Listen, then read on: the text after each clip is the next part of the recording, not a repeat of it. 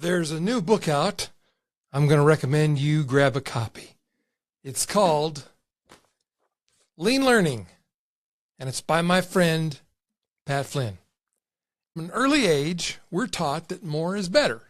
More money, more information, more skills, but times have changed, and what was once valuable has now become a burden, and if information alone were the answer, we'd all be exactly where we want. Lean learning stands out in a crowded productivity space by focusing not just on working smarter, but on revolutionizing the way we absorb, process, and use information every single day. It's a perfect read for entrepreneurs, professionals, and lifelong learners who are ready to cut through the chaos and start making real progress. And Lean Learning offers a transformative approach to mastering any skill and achieving more with less. So let's catch up with Pat Flynn.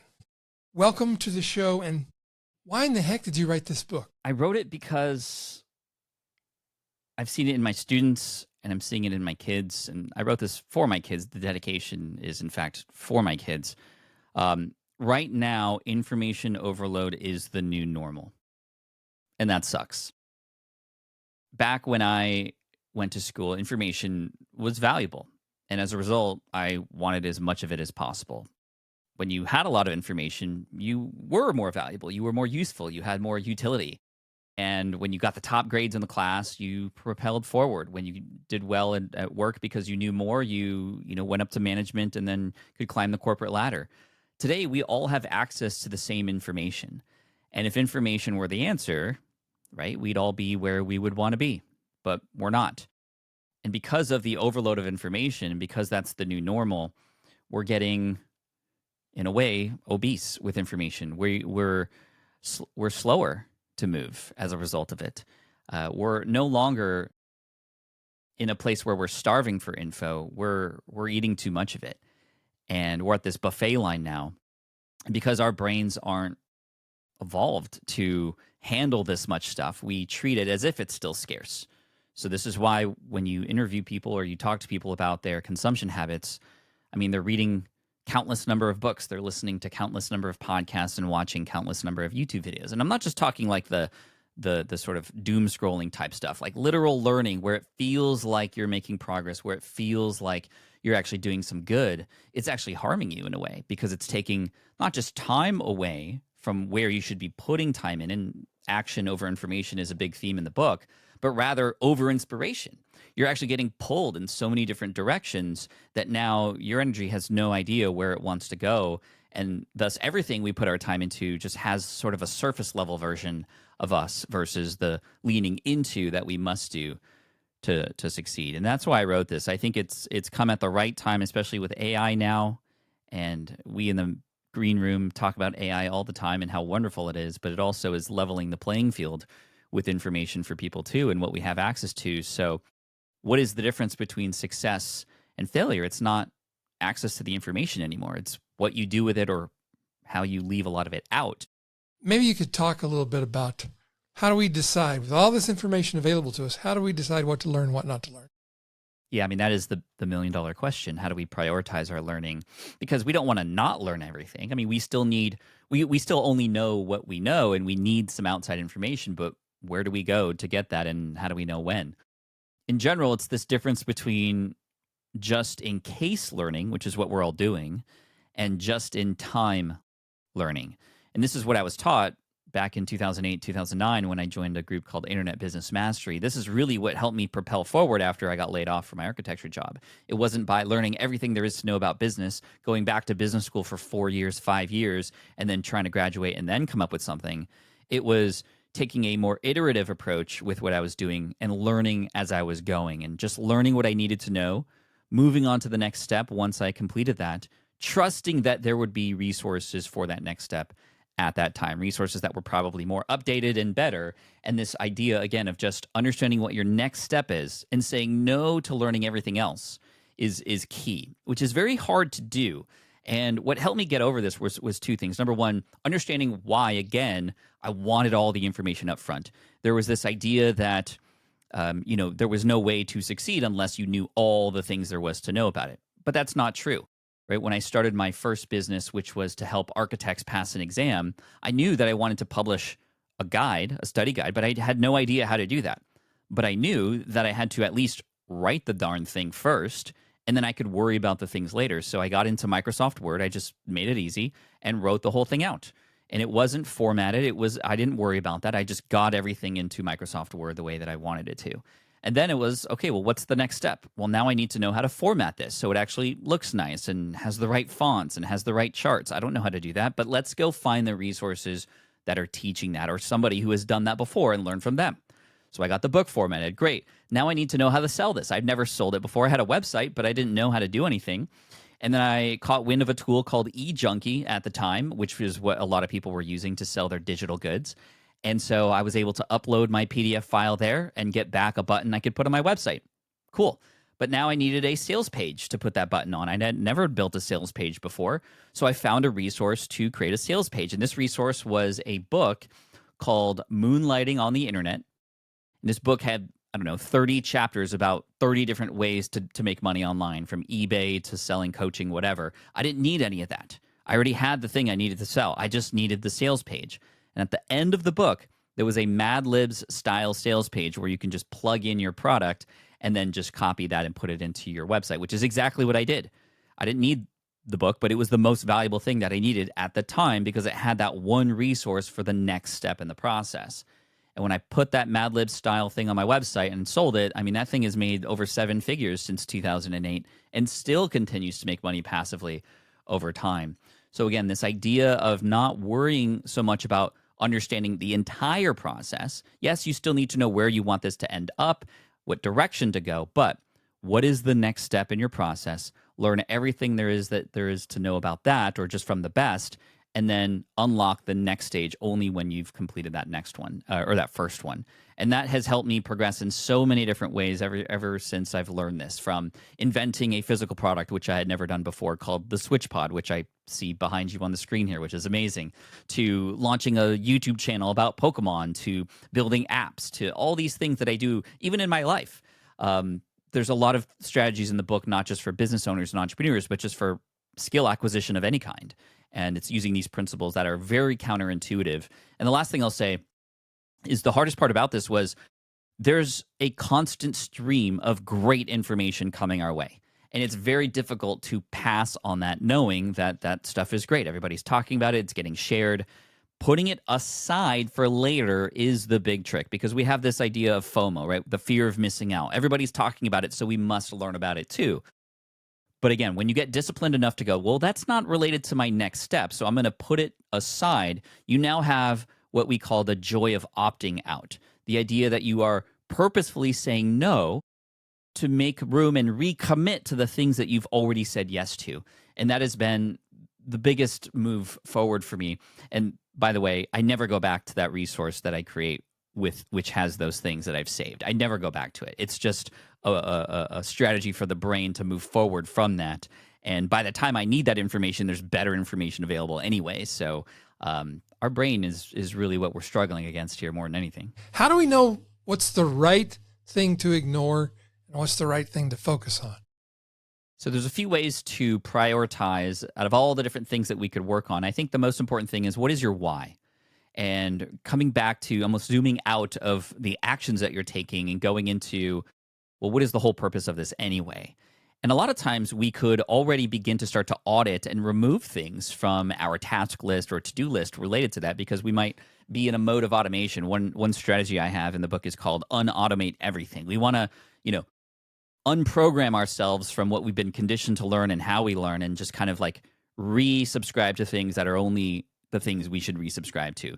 And it all starts with the why and the purpose in your direction, right? So that's number one. If what it is that you're doing or thinking of doing doesn't relate to where you know you need to go, then why are we doing it in the first place? We could put it aside and make more room and more time for the things that do matter. Number two, oftentimes, and I think this is almost 100% of the time, there have been other people who are or who have done those same things that you're trying to do as well. And there's a whole chapter in the book. In fact, you and the Green Room are in the book, the mastermind group, because of how important having other people around you who can be there for not just emotional support along the way, but actually helping guide you into those parts of life that maybe you haven't done before, but maybe they have. And whether it's learning a new skill or getting into business or just looking out for the roadblocks along the way, having other people along the ride with you is such a huge advantage when it comes into your learning. It also helps you hold yourself accountable with the things that you're trying to do and accomplish as well. But as far as the what, where should you put your time and energy? Sometimes it's just a matter of somebody saying, hey, this is the resource that worked for me, and you like where I'm at, so here's the resource you should use too. Case in point, when I first started speaking. So I first started speaking in 2011, and it was something I called a voluntary force function that got me to finally get off my butt and finally start doing the thing that I knew I needed to do for a while, but I was deathly afraid of, which was speaking in front of people. There was a date in the future in 2011 that was on my calendar, and it was like forcing me to finally get up and learn. But of course, there were a million resources and a million people that I could learn from. So where do I go? I asked a friend of mine who had spoken on stage and was a professional, and I said, hey, if you were to offer me one resource to get me started to just kind of learn how to do what you do, where would I go? And he said, well, the biggest thing that helped me when I first started was a book called Stand and Deliver by Dale Carnegie. I didn't even know this book existed. I was reading other books that everybody else was reading that didn't matter to me at the time, but it was what everybody else was reading. So again, like I said, just in case learning. But here was a just-in-time learning situation, and I read that book, and it was exactly what I needed to get me going and actually progress much faster than if I were to spread myself too thin or do what I used to do, which was go to Barnes & Noble, grab every book on the shelf, and kind of just start going through them. And of course, by then, I would have no time to actually implement and learn. So it was that, that's how you can learn what to do next. And sometimes, Ray, sometimes you don't exactly know what to do next. But if you keep asking yourself, well, I don't know what to do next, so like, where should I go? I'm just going to wait till the planets align, then you're going to never go anywhere. You're actually much better off picking something just to take some sort of action and get the wheels going, right? And for many of my students who fall in that trap of just wondering what the next step should be or where they should go, sometimes it's a matter of just literally throwing a dart to pick something so you can move forward, because mistakes are the guidelines along the way. The falling forward, if you will, or failing faster are some words that other people have used to describe something similar. The action that you take will teach you more than just the absorption of all this information. How do I know whether I should keep going or make a pivot and do something else? Yes, the idea of whether you should persist or pivot. And I love how you said pivot into something else, which is always the case. It's never going to be a failure. Failure is you're going to consider you're not good enough and you just stop. Pivoting is redirection, which is not a bad thing. Again, it's not a bad thing. But how do you know if it's the right time to do that? This is by the time you are about to commit to something to try. For example, not too long ago, I started a brand new YouTube Shorts channel, and I wanted to give myself a certain period of time to give it a shot, right? That's what we really want. We don't want to just dabble, but we also don't want to commit forever because we may need to pivot at some point, right? So depending on what it is, you might need to give yourself a certain number of days, months to experiment and actually commit to it no matter what. You're going to see it through, and that's the goal, to see it through that amount of time to then gauge based on the results whether or not you want to continue or not. So for me in this shorts experiment, it was 60 days. I wanted to give myself 60 days to go daily to see whether or not I could get some views going on a new shorts channel, one that I wouldn't link to anywhere else. It was a Pokemon related one. A lot of people know I have a Pokemon YouTube channel now, but this was separate. I wanted to just experiment with shorts and see if I could come up with a format that worked. So I created a format that I could go and get excited about daily. And again, being excited about it is really important. But by day 30, Ray, we only had about 200 to 300 views per video. It wasn't, I mean, in general, I would have given up by then because I would have said, 30 days, like I'm not seeing the results. This is taking a lot of time. That being said, by doing it for 30 days straight, I cut out my editing time from 45 minutes to 15 minutes per day. So even though I wasn't seeing results yet, I was actually seeing results in my skills and my mastery of editing and storytelling, right? And it was just a matter of time, and I gave it enough time. I gave it 60 days. So even if I got to 60 days and I didn't get a ton of views and I just stopped, I would have still considered that a win. I would have based my win on something I can control, which is me showing up and committing to this time period, not an algorithm that may be happy that day or not, right? I used to consider happiness based on how other things reacted to my work or how algorithms reacted to my work, and that's a very dangerous place to live. Day 35 comes around, and one of my videos hits 750,000 views. And ever since then, this channel has blown up. I mean, we are now approaching 300 days of daily. We haven't even gone a year yet. And the YouTube channel has 1.6 million subscribers. It has just crossed 1 billion views, and this is just on YouTube alone. It has also gained 1.5 million subscribers on TikTok, 1 million subscribers on Instagram, and cumulatively 2.5 billion views. And it itself, this experiment that, again, lasted 60 days, that was the goal, has now accounted for an additional 5-figure income if it were its own thing, if it were its own business, which is mind-blowing and incredible. And again, something I just learned how to do on the go. The other thing about going daily for that many days is you're getting data coming in. The more that you create, quantity is important in the beginning as a creator. The more that you create, the more data you're getting back, the faster you're getting at what it is you're doing, but you're collecting data. And I just, like, the very specific thing about that $750,000 video, there were 2 things that I put in that video that made it blow up that I learned and put into future videos. And again, I wouldn't have learned this just from reading a book or watching videos. It happened because I took action. I learned that if I open a pack of Pokemon that has a price tag sticker on it, it is more likely to have longer retention or more people watching that video all the way through. And I found that from my previous videos. There were some videos that were higher views, not crazy amounts, but they were higher views than others because they had a little orange or bright sticker on the pack itself. And so that was number 1. So this video that blew up had one of that. But the other part of this was I was out in the wild at a card show interacting with a card store owner to purchase this pack versus just starting at home. I started in the wild, and there was something interesting about that for people. And so I try to do that now as much as possible, and this is why a video can come out, and within 24 hours, it will have on average 1 million views in 24 hours now. It's just ridiculous. But again, learning as we go for my particular path and my particular timeline, and you have to do the same. I was just looking at some numbers last night. I was talking to my wife about Charlie D'Amelio, and she said, "Who's that?" One of the biggest stars on TikTok. And she said, "What does she do?"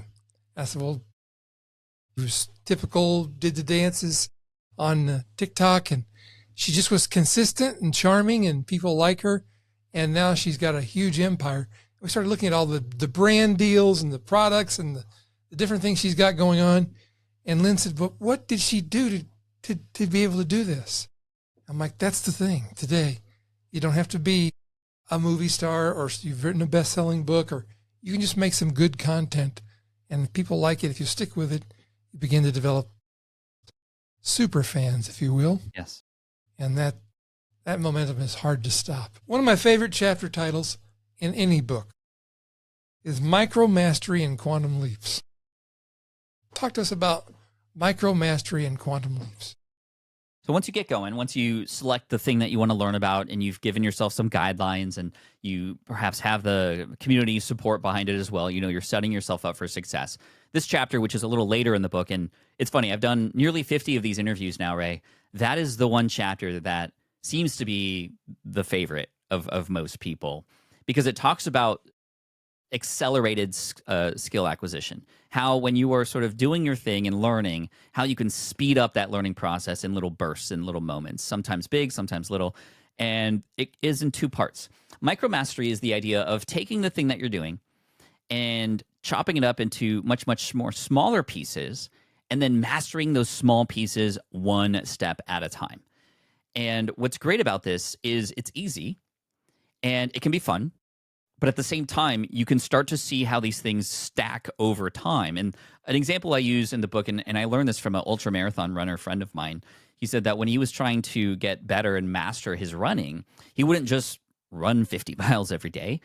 He would run various large amounts of miles, which was always seemingly crazy to me. But what was crazier was to me that he would take weeks at a time, maybe 2 or 3 weeks, to hyper focus on the one little aspect of the running process. So, for example, he had told me that during one period of time, he just focused on breathing through his nose, and that's it. That's all he did for 2 weeks. Yes, he was running and he was doing all the things that he knew how to do, obviously, but he was hyper focused on how to best breathe through his nose and not use his mouth at all. In fact, he got to a point where he was putting tape over his mouth, and this was all to help with his endurance and his lungs and all this kind of stuff, and a lot of science behind it that it was just over my head. But then a couple weeks later, I asked him, hey, so what are you focusing on today? He said, oh, well, I'm focusing on just how my feet land on the ground when I'm running. And I'm running for several miles a day using the same shoes, and I'm just kind of experimenting with different micro movements in my stride to see which one allows me to feel a little bit more energized at the end of this run, just so I see which one has more energy. And I was just like, wow, this is like incredible. This is what masters do, right? When you consider an orchestra and you have a conductor who is helping the band perform better, they'll take a piece and they don't just run over that piece 1,000 times until it's good, right? Once they, the conductor might hear a problem part, they'll stop. And they might go, okay, let's hear the violas over here in this section between these bars. Okay, let me hear that. Okay, stop. Let's just do this one bar with this little triplet run over and over again. Just that little part. Let's do this. Okay, Jane, you do it first. Let's get it till you get it right. Okay, just Jane only. And there's like 50 people in this orchestra, but we're just hearing Jane alone because the conductor is hyper focusing on this one person until they get it right, and then the group gets it right, and then they fit into the rest of the orchestra after that. And these things micro stack on top of each other. I did this with speaking. So when I wanted to become a masterful speaker, yes, I had to get on stage and get messy. And as I say, you got to be cringe before they binge. But I didn't want to be cringe for long. I wanted to master this.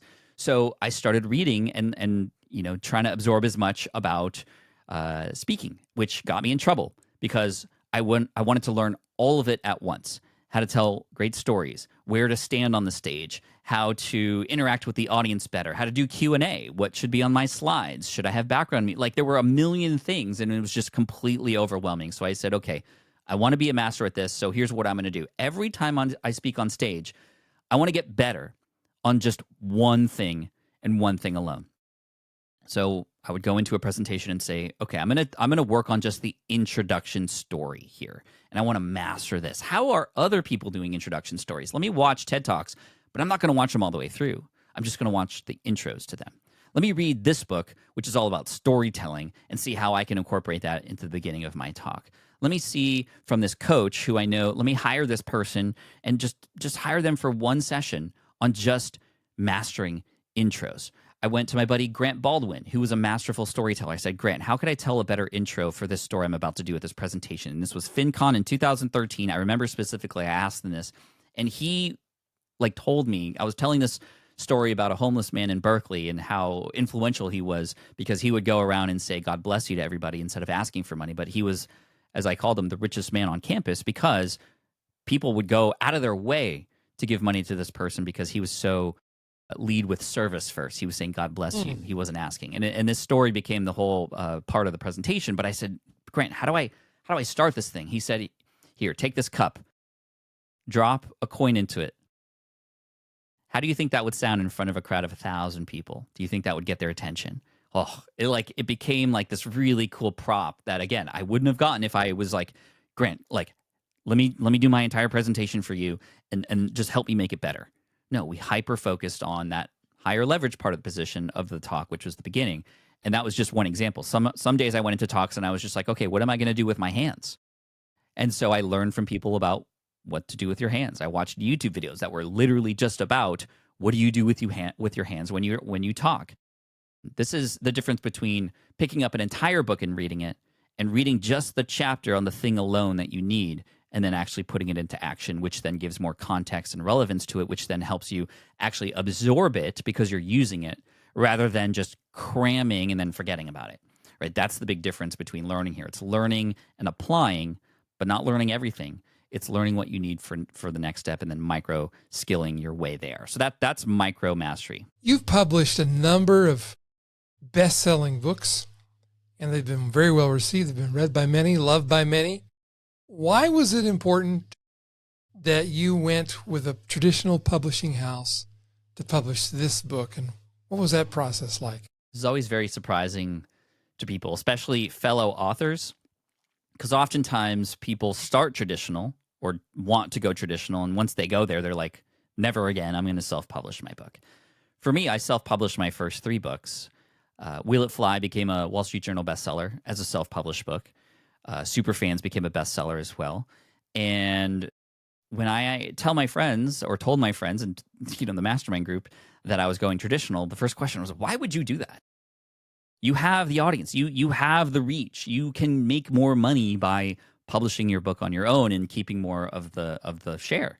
And I said, well, there are 2 reasons. Number one, I was just curious. I wanted to learn more about it, and the only way that I would fully learn about it, which then allows me to help other people who are having the same question, was to actually go and do it. So I just wanted to experience it, because maybe for me in the way that I work, and maybe it is something I'm missing out on, or maybe not. And I could probably spend another 3 hours talking about the pros and cons of what it actually has been like, because there have been pros for sure, but there's also been cons, like giving up a little control, and the cover isn't exactly what I would have had it, but they have a lot more data and a lot more experience in that realm.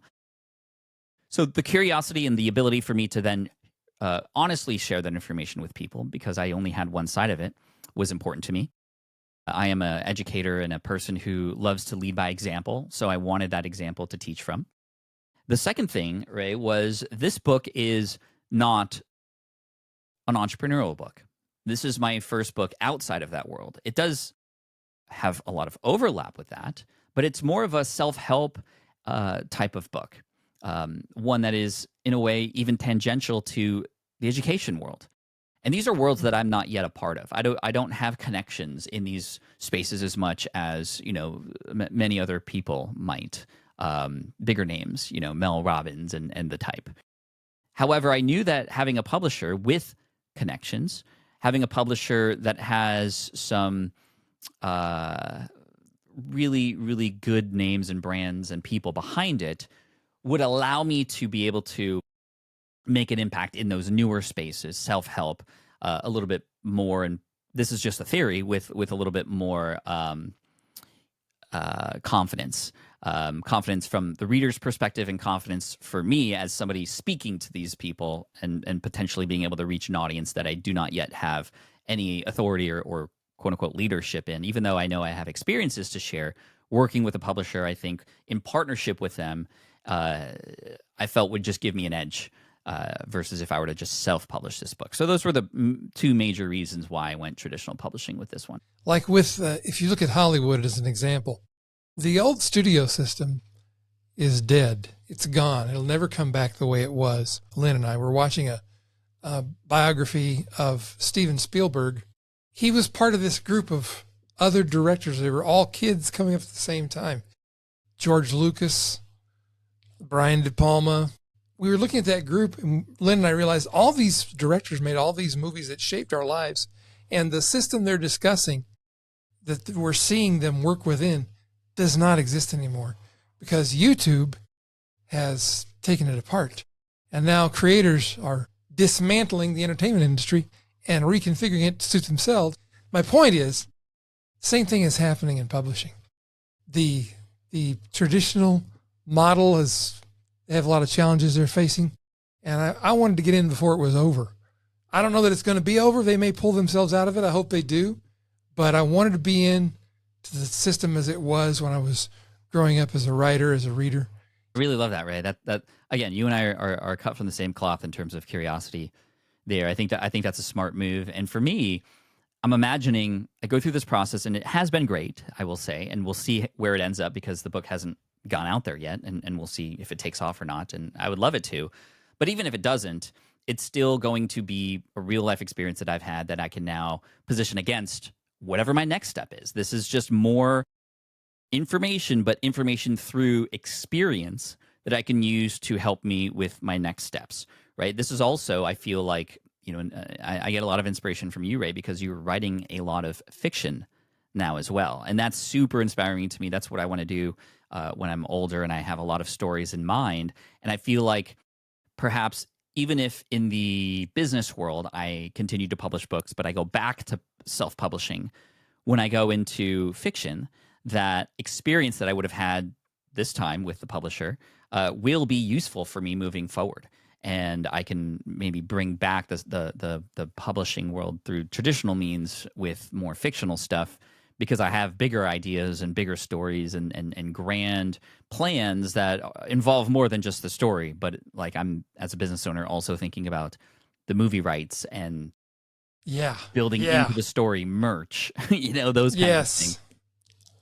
Yes. Oh my gosh. This is so fun and I just have this picture of you and I sitting on the beach in San Diego, dreaming up our next fiction works and working through how we're going to set up the merchandising and marketing. And I love the whole process. It's so much fun.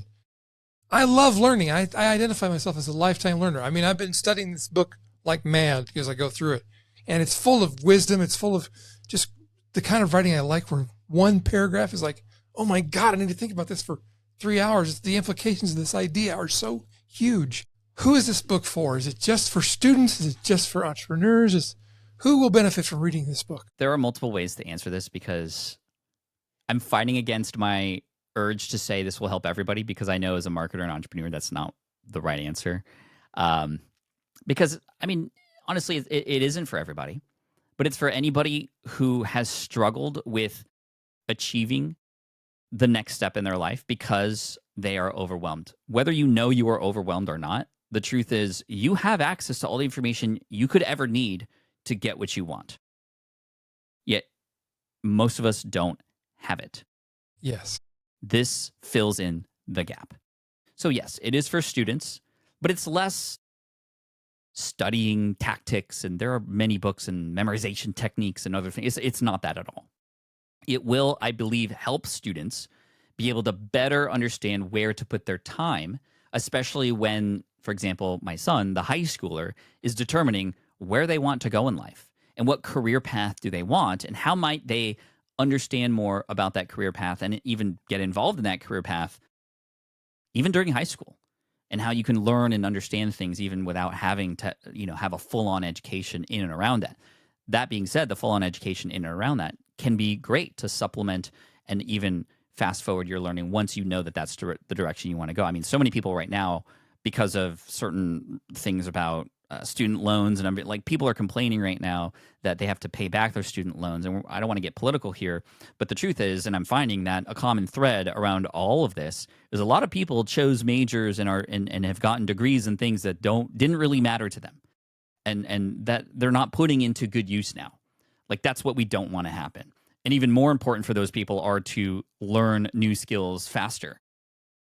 The reason why I want to say it's for everybody is because we all are living in this world now where we are all overwhelmed with information, and it's not slowing down. AI is coming for a lot of our jobs. I think that's just the truth. And it's going to level the playing field for a lot of people. And the people who succeed are not just those who know more. In fact, that's not the case. It's those who can implement and do more and learn faster and become more valuable as a human being, not as an information resource, because we have the information resources in our pocket now. Value now is relationships, it's understanding, and it's actually faster skill acquisition, in my opinion. No longer are people, working 40 years trying to learn something. I mean, we're moving fast. Yes. But at the same time, I think about even before the sort of 9-to-5 lifestyle and world, we have apprenticeships. Like, think of the blacksmith.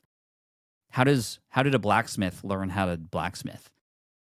Probably by blacksmithing, right? Watching under somebody who was a master, having the master literally get the irons in the fire for them, and maybe even getting burned along the way, right? You want to play it safe. This book is not about taking dangerous leaps of faith, but there are leaps of faith required.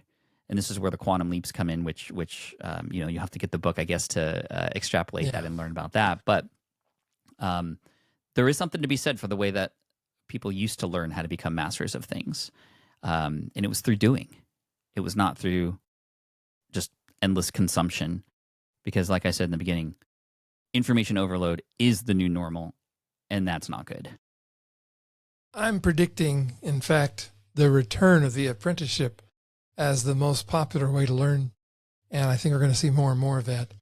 And I think this book is for anyone who wants to learn the right things quickly and get ahead in this highly competitive economy. You can, if you take the right steps. And I think this is why I got so excited about the book when I first read it, Pat. I thought this is the handbook for the work of the future. Wow. It's like you're a copywriter or something. Something like that. So this leads me to, I'm going to steal Tim Ferriss' question, but I'm going to add my own twist to it. Let's say that you're able to hop in the DeLorean and go 200 years into the future, and you are able to put a message on the big screen in Times Square for the world to read. What would you say? What's the message you'd send and put in front of all of humanity? Love each other. That's really what it would be. I feel like that's a message that needs to be heard now. I love you. I want to hug you right now. That's so important. Go on. I grew up in an interesting time. I'm very fortunate to have lived through the advent of the internet, the advent of now AI. And what I'm finding as a pattern is that the more these innovations come about and the more exciting they are and the more that they could enhance the world, there is the darker shadow side of it that is also happening at the same time. As much as social media was there to connect us, it's also made us feel further apart from each other. As much as AI is there to help us and help speed up the process of learning and skill acquisition and what have you, it's also leaving people feel like nothing is human anymore and everything's the same and everything's just kind of cookie cutter and lifeless. And I think that when we step back into, well, what really matters as a person, as a human being, what makes us different is we have emotion. We can relate to each other. We can love one another. And when we do that, I think no matter what the technology is around that, as long as we remember that, we'll be happy. We'll be satisfied. We'll be fulfilled, and we'll be able to live a full, happy life no matter what happens around us. If we just continue to find people who we can love and who could love us back. Pat, my friend, I'm very excited for you. Lean Learning, How to Achieve More by Learning Less. That's coming out. What's the date that's available? Yeah, the pub date is June 3rd. So coming up close here at the time of this recording and perhaps already here for you watching or listening, June 3rd. Yeah, that's the big day. Okay, so here's what I'm going to do. The first 25 people who buy your book and send me a copy of their receipt, I'm going to send them a free copy of one of my books. I want you to get this book and read it and use it. And I believe in you, Pat. I believe in your work. Thank you, my friend. That means a lot. Thank you. Thank you, everybody. Thank you, Ray.